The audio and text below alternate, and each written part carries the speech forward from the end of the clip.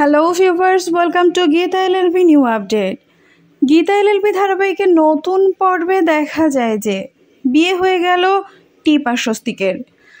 বিয়ের ঠিক পরপরই সব কিছু মনে পড়ে গেল স্বস্তিকের। স্বস্তিক নিজের স্মৃতি ফেরত পেয়েই গীতাকে দেখে চিনতে পারল গীতা তার ভালোবাসার মানুষ, আর তাই সঙ্গে সঙ্গে ডিভোর্স পেপার ফাইল করে পাঠিয়ে দিল টিপের কাছে আর বলল সে তাকে না, সে গীতাকে ভালোবাসে আর সে গীতাকেই তার নিজের স্ত্রী রূপে দেয়। সারা জীবন সে গীতার সাথে থাকতে চায়। এটা দেখে টিপ অবাক হয়ে যায়, বাকিরা সবাই অবাক হয়ে যায়। এটা কি বলছে স্বস্তিক? আর গীতা খুশি হয়ে যায় কারণ স্বস্তিকের তার স্মৃতি ফিরে পেয়েছে সেজন্য।